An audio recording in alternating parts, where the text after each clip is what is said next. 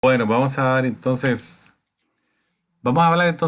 ahora de lo que es el sistema circulatorio, que lo separé porque darle un poquito más de énfasis al sistema y también hablar un poco de lo que son algunas anormalidades de este sistema. Así que vamos a tocarlo por separado, ya que la flebotomía lo implica él de mucho porcentaje.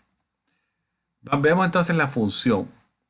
La función básicamente es circular la sangre a través de nuestro cuerpo. Esa es la función. A través del sistema circulatorio, que es lo que son las arterias y las venas. Este sistema circulatorio también se le conoce como sistema cardiovascular. Es otro nombre, que es lo mismo, cardiovascular o sistema circulatorio. Es un sistema que consiste del corazón, de los vasos sanguíneos, arterias y venas, y de la sangre propiamente. Entonces, ellos lo componen. Participa en muchas funciones que son necesarias para mantener el balance, la homeostasis. Entonces, la homeostasis, algunos lo ponen, voy a hacer bueno, digamos que ustedes tienen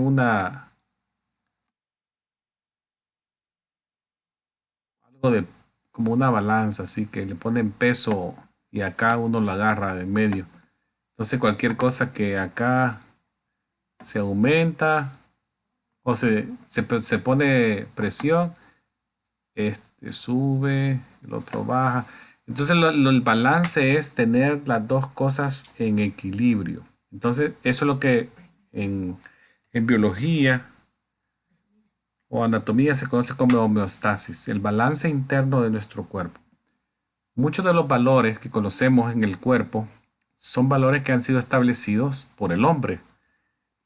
Son rangos. Básicamente no se dan valores exactos, sino que son rangos y todo lo que está en el cuerpo tiene un rango, ya sea electrolitos, por ejemplo, el valor del calcio, el sodio, el potasio, todo tiene un rango que tiene que estar en ese rango para ser considerado en balance, y uno dice en homeostasis. Igual son las funciones del cuerpo. Frecuencia cardíaca tiene un rango, temperatura, frecuencia respiratoria. Cualquier salida de estos rangos ya es una anormalidad, ya sea para abajo o para arriba. El sistema circulatorio involucra mantener esta homeostasis estable. Ahí, ¿cómo lo hace? Bueno, necesitamos el sistema circulatorio para acarrear nutrientes. Ya lo habíamos dicho, que el sistema digestivo es el que hace la función desde que ponemos comida en nuestra boca, masticarlo, tragarlo, lo que hace el estómago, la digestión y luego la absorción de los nutrientes. Bueno, esos nutrientes de nada sirve que se absorban si no se transportan. Entonces ahí el sistema circulatorio, a través de los capilares, las arteriolas, luego arterias, hace la función de transporte de los nutrientes. Mantienen la homeostasis. Luego también nos ayudan a remover desechos. Transportan desechos que las células producen en su metabolismo local. Transporta también CO2 y otros desechos, que luego lo lleva hacia dónde? Hacia el riñón y hacia el pulmón, la sangre, sistema cardiovascular. También la regulación de temperatura, los vasos sanguíneos retienen calor o liberan calor a través de si ellos se dilatan o se contraen. Constricción y dilatación. De esa manera, por radiación se pierde calor o por constricción se guarda calor. Es otra regulación de temperatura gracias al sistema cardiovascular. Luego tenemos el transporte de mensajeros químicos, hormonas.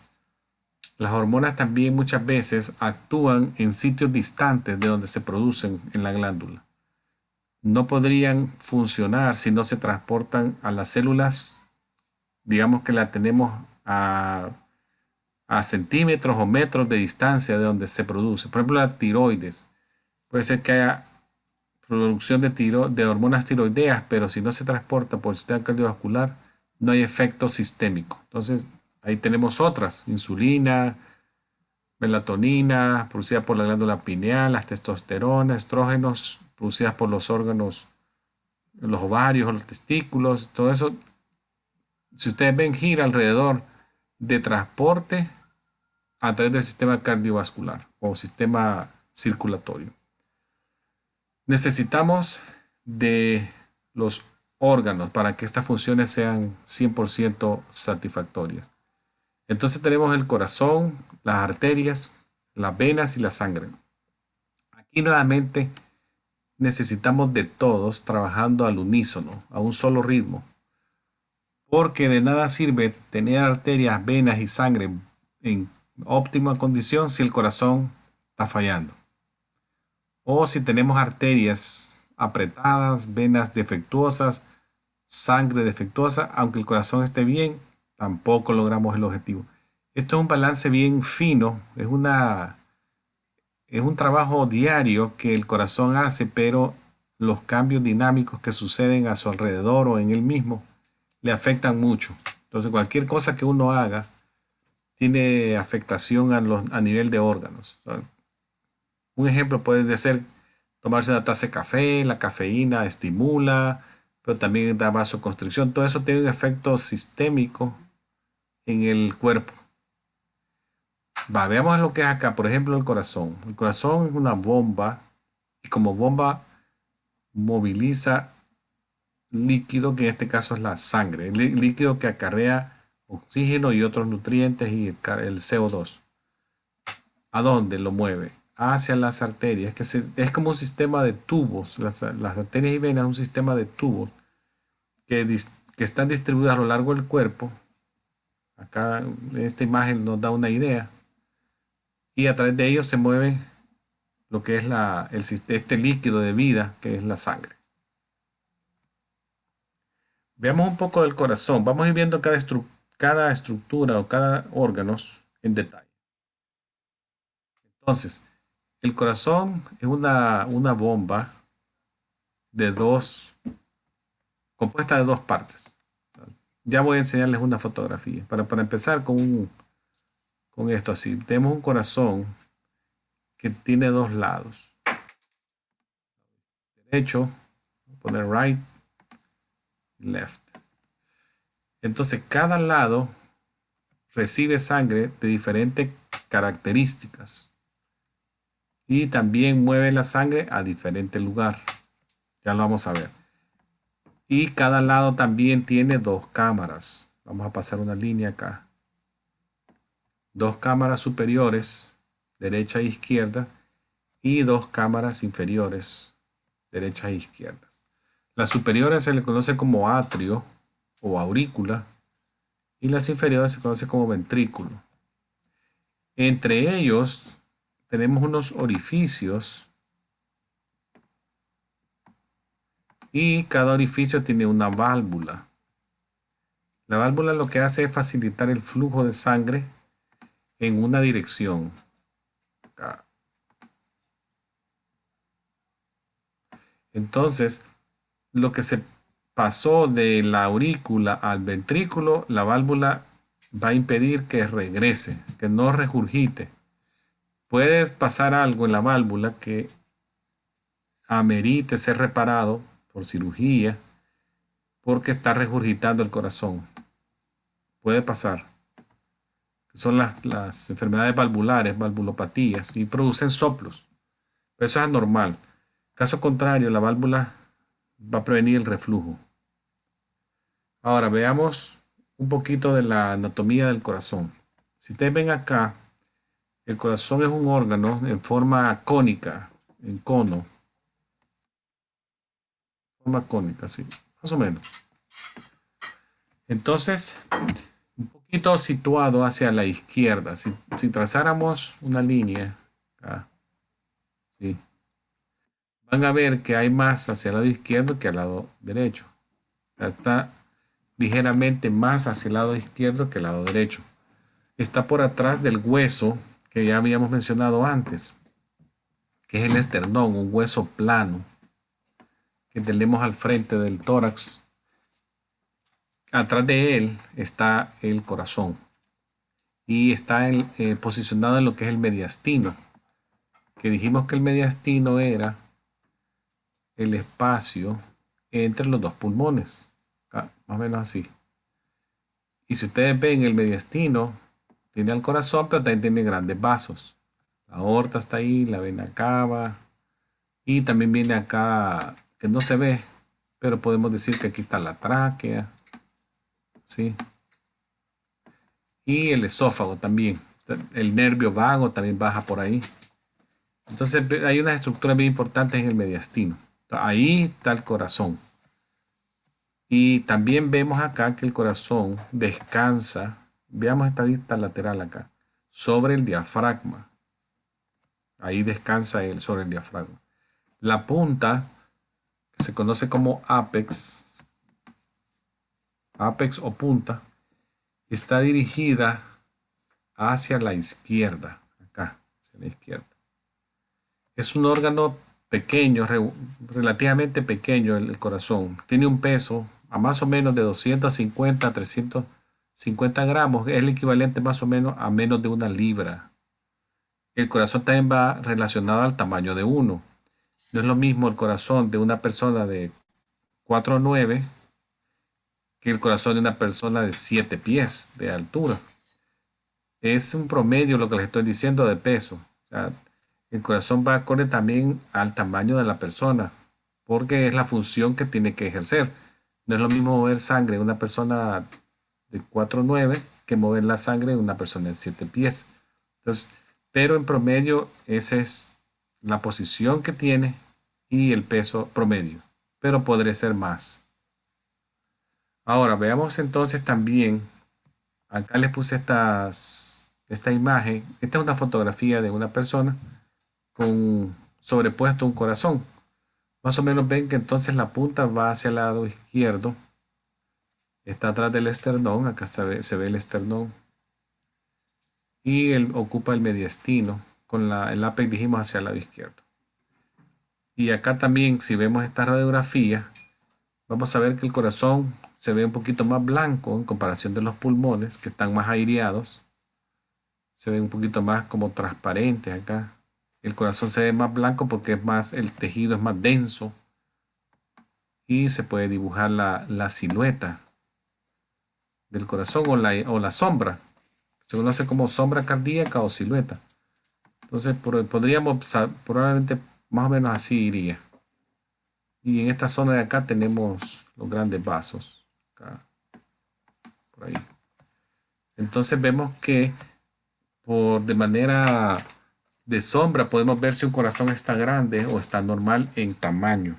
Cuando se toma una radiografía de tórax, vemos si el corazón está aumentado de tamaño o no. Ya les voy a mostrar una foto más adelante de un corazón normal y de un corazón de una persona con una insuficiencia cardíaca congestiva.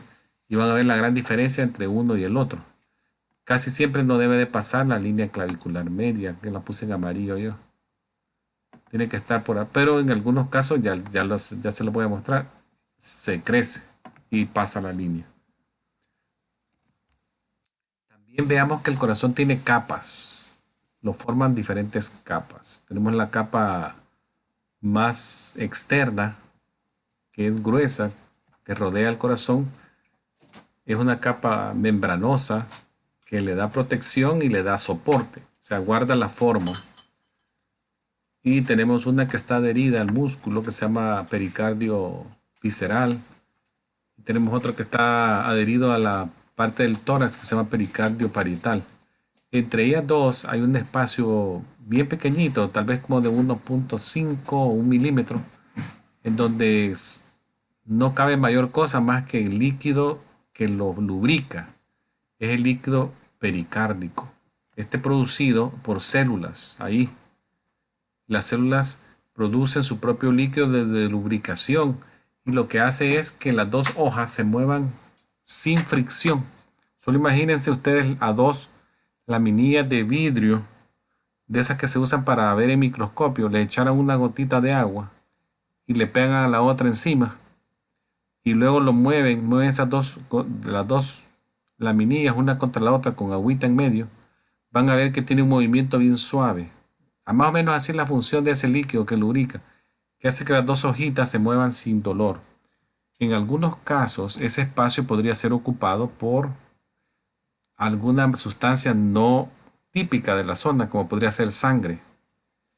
Si el corazón sufriera una lesión, por decir una fractura de costilla, se va hacia adentro y lacera algún vasito superficial en el corazón, puede haber una tamponada cardíaca que se llama. Sangre ocupa este espacio. Acá se podría llenar de sangre. También lo puede ocupar pus, si hay una pericarditis supurativa, o aire también. O sea, varias cosas pueden pasar en este espacio, pero en lo normal es que no pase nada y que esté solamente lubricado por el líquido. Esas son las dos hojas de pericardio. Ahora veamos las otras componentes. El miocardio, este de acá, este es el músculo. Es la porción más grande del corazón, de las capas del corazón. Y básicamente consiste en células cardíacas, tejido muscular cardíaco. Entonces, es un tejido unido. Las células del tejido, del músculo, se unen unas con otras a través de estas uniones que se ven aquí como que fueran zigzag, como setas. Aquí. Se llaman discos intercalados. Estos discos intercalados unen células cardíacas. La célula cardíaca más o menos como que fuera una Y así. Más o menos así. Y se une con otra célula cardíaca.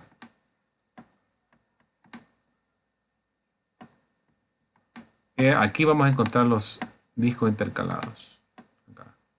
Entonces estos discos intercalados tienen una función de unión, pero también de comunicación. Son discos que tienen un tipo de unión que se llama unión gap junction, unión de hendidura. Esa sería la traducción al español, unión de hendidura, de separación. Esto nos ayuda a que las contracciones del corazón sean simultáneas, gracias a la acción de estas comunicaciones que hacen que los estímulos pasen bien rápido de una a otra. Ahora, veamos la última capa, el endocardio. Este endocardio es la capa más interna y es la que está como forra como que lamina el corazón por la parte de adentro. Las cámaras cardíacas están laminadas por el endocardio y también tienen contacto con las válvulas del corazón. Entonces el endocardio provee protección a las válvulas y a las cámaras del corazón, a los ventrículos y a las aurículas. Y esa sería la capa más interna. Ahí pueden ver ustedes que las pericardio, miocardio y endocardio. Acá nuevamente les muestro una imagen del corazón. Acá se le ve el pericardio afuera, pericardio visceral y el pericardio parietal. Acá lo vemos sobre el diafragma. Acá vemos un corte sagital del corazón y vemos las capas nuevamente, pericardio, miocardio y endocardio, y la separación esta que se ve celeste, que sería el espacio pericárdico donde está la lubricación. Ahora veamos que el corazón como doble bomba. El corazón tiene un mecanismo de bombeo que básicamente envía sangre oxigenada a través del cuerpo y luego se colecta esa sangre nuevamente a través de las venas, pero ya no está tan oxigenada como salió del ventrículo izquierdo. Ya el oxígeno se soltó en las células y captó CO2, ya va menos oxigenada y más cargada de CO2, regresa al lado derecho. Entonces, ese es el camino. Veamos acá unas estructuras que también, para recordarles, muchos tal vez de ustedes ya las conocen. La arteria esta aorta, que es una arteria grande, la más grande, que sale del ventrículo izquierdo. Luego tenemos unos vasos grandes también del lado derecho, que son las venas cavas, que son las venas más grandes del cuerpo también. Vena cava superior que lleva sangre de regreso al corazón, de la cabeza, del cuello, los miembros superiores, tórax superior. Vena cava inferior que lleva sangre de los miembros inferiores, región pélvica, abdominal y la región torácica inferior. Acá también veamos que mencionamos, hace momentos mencionamos las válvulas. Entonces las válvulas del corazón. Entonces recordemos que toda bomba necesita válvulas. Aún las bombas mecánicas que se usan en carros o cualquier fábrica que ustedes ven, usan válvulas. Las bombas necesitan válvulas. Y el corazón no es una excepción, ya que es una bomba, necesita válvulas. El propósito es mantener el fluido en una dirección. Entonces la válvula en el corazón hace la misma función. Entonces el corazón tiene dos tipos de válvulas que mantienen la sangre fluyendo en la dirección correcta. Tenemos estas que están entre las atrios y ventrículos, que se conocen como atrioventriculares. Así se conocen, pero tienen nombre también propio. La del lado derecho se llama tricuspidia y la del lado izquierdo se llama mitral, atrioventricular. Por eso a veces van a escuchar ustedes que dicen insuficiencia mitral, estenosis mitral, insuficiencia tricuspide. Están hablando de los lados de las atrioventriculares. Ahora, también existen otras que son de vasos que van de salida de los ventrículos. Y esas se conocen como semilunares. Tenemos la del lado derecho que agarra el nombre del vaso donde ella empieza, que se llama válvula pulmonar, porque ahí comienza la arteria pulmonar. Luego tenemos el otro que se llama válvula aórtica, que es donde comienza la arteria aorta. Entonces, tenemos las dos semilunares, pulmonar y aórtica, y la atrioventricular, tricuspidia y mitral. Esas son las válvulas. Entonces, eso es importante que lo recuerden porque también podría ser una pregunta. Las válvulas en el corazón, la posición que ellas ocupan y los nombres de sus válvulas. Otra cosa que es importante de las válvulas, además de lo del flujo, es, por ejemplo, el sonido que ellas producen, que es el que escuchamos con los estetoscopios. Cuando ustedes ponen el estetoscopio y escuchan el sonido cardíaco, están oyendo el sonido de una válvula. O sea, el sonido asociado con el latido se debe a las vibraciones en los tejidos y la sangre causada por el cierre de la válvula. El cierre de la válvula. En algunos casos, los sonidos anormales que podemos oír se conocen como soplos. En inglés se llama murmur.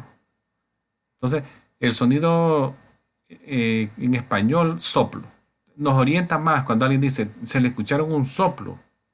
Uno lo asocia a sonido rápido. Pero en inglés no mucho se asocia. Murmur, ¿qué es murmur? Es un soplo. Básicamente cuando se escucha un soplo o un murmur, el mensaje que deja es que la válvula está defectuosa. Es una valvulopatía. ¿Cuál? Dependiendo de la posición del sonido o del soplo, ya ahí el internista o el cardiólogo ubica cuál es la válvula que podría estar causando el sonido del soplo. Entonces veamos que las válvulas se cierran bien herméticas. Si ustedes ven acá, no deja pasar nada, si bien se cierra hermético. Y cuando se abre plenamente. Si ustedes ven acá, es una apertura que parece que es la boca de un pescado que está abierta y comiendo. Se abre al 100%. Increíble que la misma válvula se vuelva a cerrar y se ve así. Esta es la válvula pulmonar, abierta y cerrada. Pero ¿qué pasa? En algunos casos no sucede así, sino que la válvula en algunos casos no cierra bien o no se abre bien. Se puede ser que esté estenótica o insuficiente, que no se abra bien o no se cierre bien. Y eso hace que líquido, que en este caso es sangre, regurgite, regrese y se produzca un sonido. Entonces eso es lo del soplo que les decía. Veamos acá un poco el camino de la sangre a través de los dos lados del corazón. Yo les puse el número para facilitarles un poquito. Empezamos con el 1. La sangre llega al lado derecho, vena cava superior, vena cava inferior, llega al atrio derecho, luego pasa por la válvula, tricuspidia, ventrículo derecho, luego se va a la número 4, que sería la pulmonar, arteria pulmonar, llega al 5, que sería el pulmón. Aquí vemos que CO2 se libera, oxígeno entra. El CO2 se libera hacia la atmósfera a través de la tráquea, los bronquios, la nariz. Luego ya lo que inspiramos oxígeno ya entra aquí al intercambio en los alvéolos en el pulmón. Luego pasa ya la hemoglobina y la hemoglobina regresa al lado izquierdo. Regresa al lado izquierdo, al atrio izquierdo. Pasa a la válvula mitral, llega al ventrículo izquierdo. Luego pasa a la aorta y ya se va sistémico nuevamente y se vuelve a repetir ese ciclo.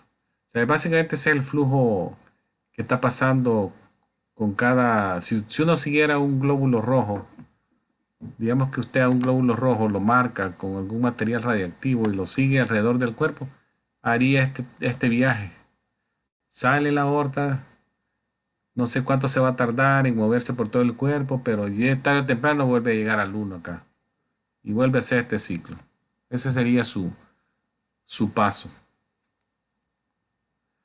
Ahora veamos que el, el corazón también, por ser músculo, o sea, el miocardio del corazón o las células cardíacas del músculo están trabajando sin parar. Entonces, es un músculo que trabaja sin parar, que necesita un aporte de oxígeno y de nutrientes para las células cardíacas sin interrupción para ser eficiente. Entonces necesita su propia circulación. Aquí donde encontramos, por esta razón encontramos que el músculo cardíaco tiene una extensa comunicación de vasos, arterias y venas para suplir de oxígeno al músculo y también remover desechos de las células. Y ese es donde encontramos a las arterias coronarias. Acá tenemos la coronaria izquierda y la coronaria derecha.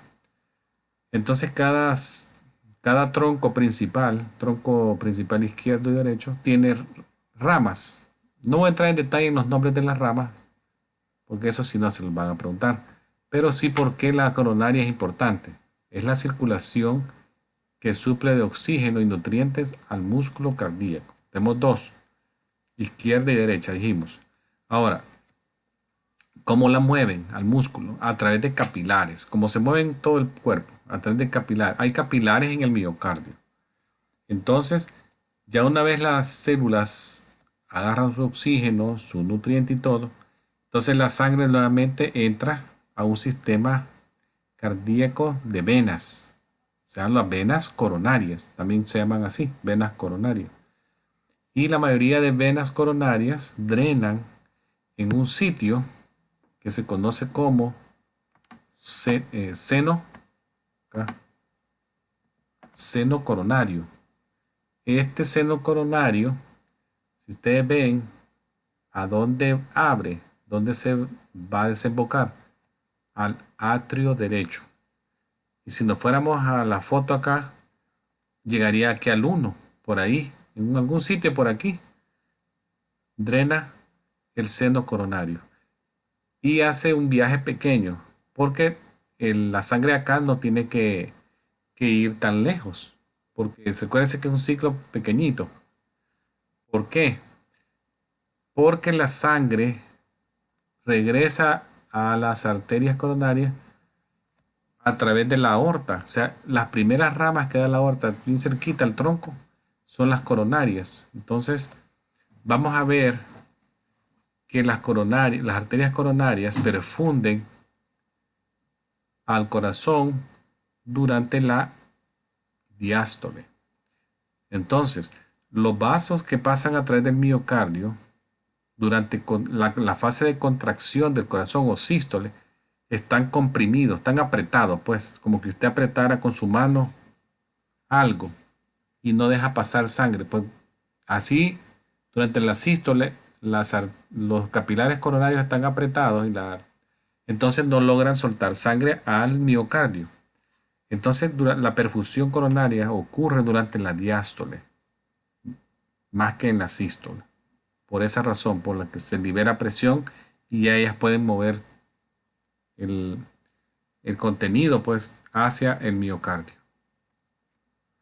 Acá podemos ver nuevamente la arteria coronaria izquierda, la coronaria derecha y todas las ramificaciones que tienen ellas. Es bien importante también recordar que estas ramificaciones en muchos casos, si hay infartos, muchas veces se obstruyen. Por ejemplo, un infarto alto en el tronco de una de estas es bien fatal. Es con lo que a veces la gente dice, le dio un infarto masivo, dicen. Le dio un infarto y murió ahí sentado. Puede ser que se obstruyó bien alto al inicio de una coronaria del tronco. No es lo mismo una obstrucción alta del tronco que de una parte ya distante. Por ejemplo, una parte acá o aquí. Que la rama, tal vez su área de afluencia sea bien circunscrita y solamente una parte así pequeña se puede provocar isquemia o infartar, una pequeña parte del corazón. Sí da síntomas, da dolor, da todo, pero no es lo mismo que una que se obstruye a nivel del tronco. Entonces son cosas bien distintas y tienen un resultado, buen pronóstico o mal pronóstico en un paciente. Veamos ahora un poquito del otro componente del sistema, que son las arterias y venas. Si ustedes ven cuánto tiempo nos ha llevado a hablar del corazón, va a ser más rápido ahora con las arterias y venas, porque ya son periféricas. Las arterias son aquellas que llevan sangre del corazón al cuerpo, acarrean sangre del corazón hacia afuera. Las paredes que ellas tienen, acá se las puse, tienen tres paredes, tres capas, digamos, tres paredes o capas. La capa más interna, que es esta, epitelial, en la que se conoce como túnica íntima, es un tejido epitelial escamoso simple, bien delgadito. Luego tenemos la capa media, que es músculo, es lo que se conoce como túnica media, es un músculo liso, acá, músculo liso, musculatura lisa. Y este es el que provee el apoyo al vaso. También cambia de diámetro para regular el flujo. Hay constricción y dilatación. Y eso hace presión en la sangre, presión de sangre. Luego tenemos la capa externa, el tejido conectivo, que es el que está adherido al vaso y lo rodea. Lo que se conoce como túnica externa. Esas son las capas de la arteria. Ahora, las capas de las venas, vamos al otro lado acá, son las mismas. Las venas llevan la sangre de la periferia hacia el corazón. Entonces, después de que la sangre pasa por los capilares, entra a las venas pequeñitas que se conocen como vénulas. O sea, esto que ven acá en medio, acá, es capilar, sangre capilar.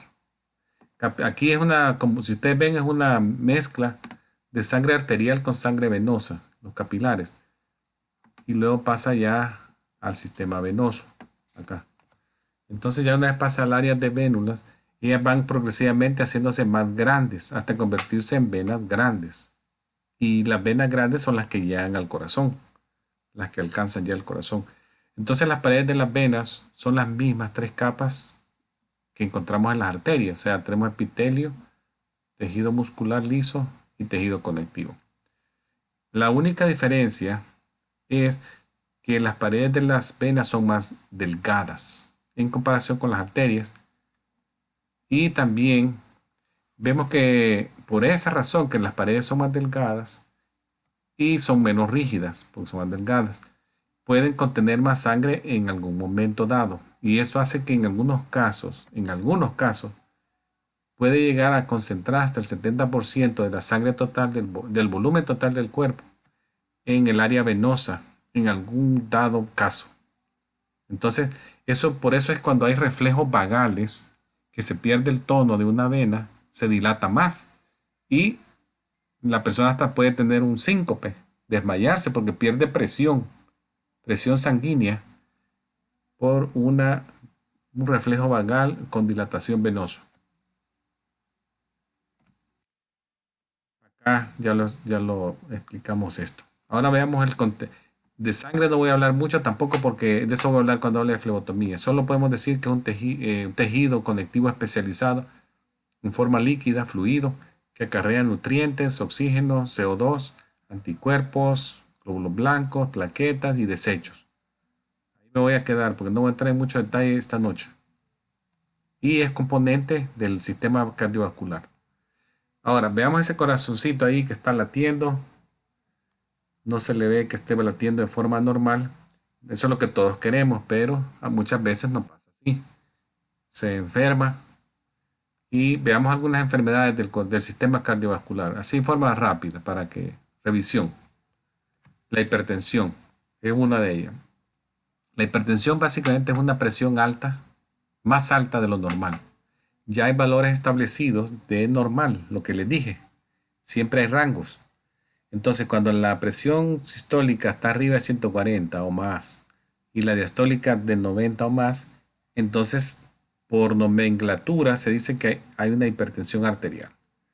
¿Y por qué es importante saber si yo soy hipertenso?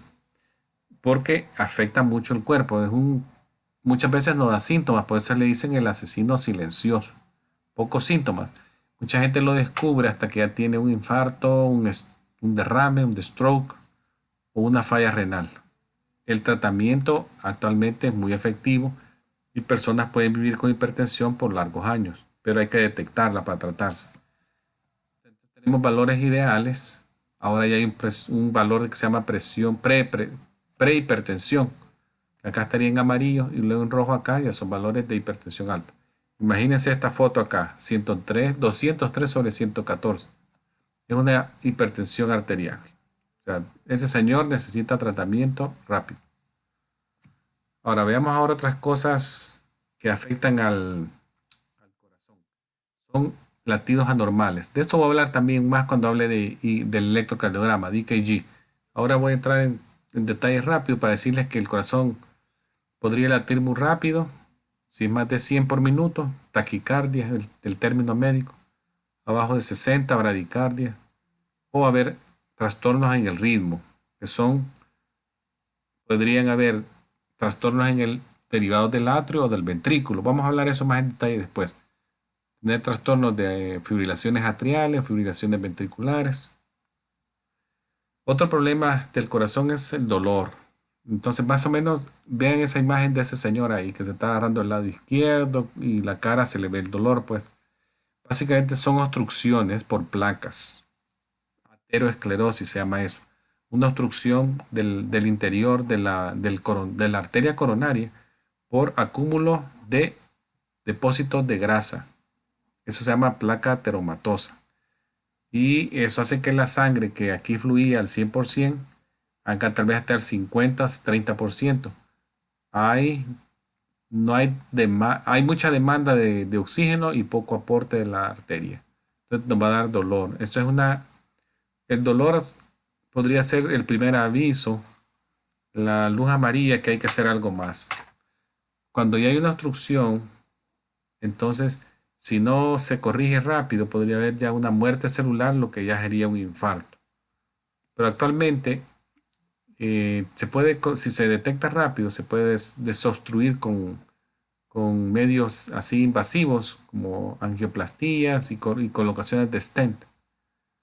Ahí les pongo yo algunos signos de alarma: dolor de pecho, sudoración, palidez, dolor de abdominal, eh, mareos, desmayo, dificultad respiratoria. Serían como signos de alarma. 911 hay que hablar. Acá está el infarto, ya es una muerte celular. Entonces hay muchas formas de desobstruirlo. Con stent es muy común. Otro trastorno del sistema cardiovascular es la presencia de como dilataciones de los vasos. Eso cuando se conoce como aneurismas. ¿Cómo se ve el vasito así? Puede ser que se detecte de forma accidental. Alguien se hizo, miren este que está aquí. Alguien se hizo un MRI del cerebro y le detecta un aneurisma de una arteria cerebral. Por casualidad, no sabía. Entonces, en ese caso se puede corregir, colocarse un collo y corregir el aneurisma. Caso contrario, muchas veces no se detecta y el aneurisma tarde o temprano se va a romper. Y la muerte casi viene en minutos, porque el gasto de sangre por esa zona son bien grandes, las presiones son grandes. Entonces son dilataciones de los vasos. Podemos decir que donde hay un vaso, podría haber un aneurisma. Muchas veces no hay síntomas ni signos. Entonces la ruptura es inminente y tal vez si se detecta a tiempo, la cirugía es el único tratamiento. También puede haber inflamación de las capas. No voy a entrar en mucho detalle acá, pero recuérdense que cualquier capita de esta se puede inflamar y tener la terminación itis, inflamarse el pericardio, pericarditis, miocarditis, endocarditis. Muchas de ellas están relacionadas a trastornos de virales, bacterianos o algún tipo de sustancia, químicos que podrían provocar inflamación de las capas del corazón y el tratamiento va acorde a la causa, al origen de la inflamación. Fallas cardíacas también es otro aspecto del corazón. Básicamente aquí el corazón pierde la razón de su función, que era bombear. El corazón no bombea adecuadamente. Eso hace que se crezca y los tratamientos van desde medicamentos hasta un trasplante de corazón, que sería el último paso en la lista. Acá les pongo lo que les dije, la comparación. Aquí en amarillo se ve el corazón de una persona normal. Si ustedes lo ven, la silueta no pasa de la línea clavicular media. Aquí pasó la línea clavicular media y casi llega al reborde costal acá. Entonces estamos ya sobre una dilatación de las cámaras cardíacas, que es como un signo radiológico de una insuficiencia cardíaca. Lo demás ya ustedes lo conocerán, que edema de los pies, se hinchan los pies, se dilatan las yugulares en el cuello, aumenta el tamaño del hígado, cansancio, ortopnea, la persona no puede dormir en las noches acostada, sino que hay que ponerles almohadas, casi sentado duerme. Entonces tratamientos van acorde a la severidad del caso. Acá está lo que habíamos dicho hace unos minutos, los famosos soplos o murmurs, que están relacionados ya sea a insuficiencia en el cierre o dificultad para abrirse. O sea, puede haber estenosis o insuficiencia. ¿Qué lo delata a ellos? El sonido, soplo. Las causas son múltiples y la reparación van desde tratamientos médicos hasta reemplazo de la válvula.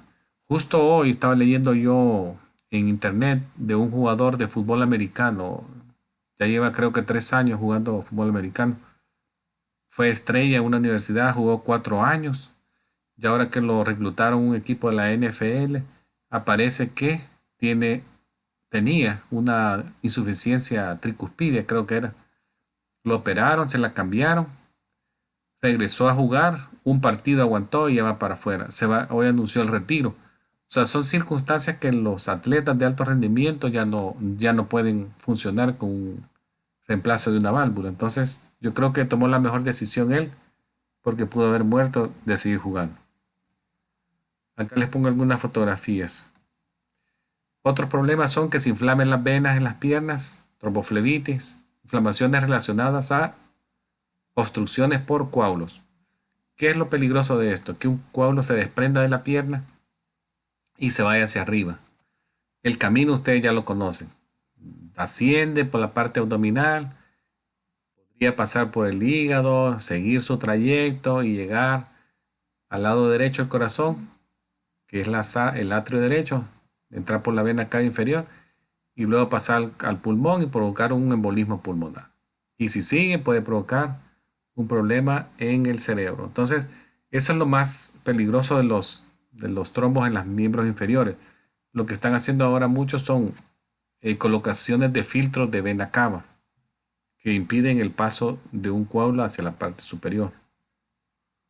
Entonces eso sería lo más peligroso. Si ustedes ven acá, esta zona se ve roja, rosadita, caliente. Si la tocara estaría tibia, dolorosa, extremadamente dolorosa al tacto y a la movilización le costaría caminar a esa señora. Casi siempre digo señora porque la mayoría de veces son mujeres. Es bien raro ver tromboflebitis en hombres. Puede pasar, pero la mayoría son señoras. Ahora, esto también probablemente lo han visto ustedes, son venas varicosas. Las venas varicosas son venas dilatadas. Recordemos que las venas en los miembros inferiores tienen válvulas. Muchas veces la vena se dilata y la válvula se separa mucho y ya no logra lo que dijimos la válvula. ¿Recuerdan? Mover sangre en una sola dirección. Hay reflujo de las venas. Entonces la vena se ingurgita, se hace bien grande y eso provoca que haya un mal retorno venoso de la pierna hacia arriba. Recuérdense que las piernas regresan sangre contra gravedad, va hacia arriba. Entonces necesitan de esas válvulas para ir subiendo la sangre, más el efecto del músculo que las presiona. Entonces esto afecta más también a señoras que a hombres, aunque yo he visto hombres con varices bien grandes también, que han necesitado de cirugía. Venas varicosas en el recto, ¿cómo se conocen? Hemorroides. O sea, el plexo venoso de las venas hemorroidales se puede también dilatar y provocar hemorroides que tienen que ser también operadas y ligadas. Acá les pongo algunas fotos de grados. Van desde solo verse unas arañitas vasculares a llegar ya a un cambio de coloración en la piel, en los tobillos y formación de úlceras varicosas, que sería como la etapa más tardía de una varice. Acá vemos una cirugía en un paciente que se le hicieron ligadura de paquetes. Si ustedes ven acá, se le ligaron todos estos paquetes. Y una safenectomía acá. Se extrajo toda la que era la safena mayor. Y el resultado fue bastante estético, si ustedes lo ven. Una corrección bastante estética. O sea, si es, muchas personas no se atreven ni a ponerse vestidos ni falda por lo que se ve. Pero después de una cirugía muchos quedan ya con bastante confianza y seguridad de volverse a poner una falda, un vestido, porque ustedes ven la comparación es bien, cambió bastante en la parte estética, por supuesto. Y la parte funcional igual, disminuye el dolor y la función también mejora mucho, menos pesadez y dolor. Bueno, yo hasta aquí llegaría, doctor. Entonces, si tienen alguna pregunta. Muy bien, muy bien. Excelente.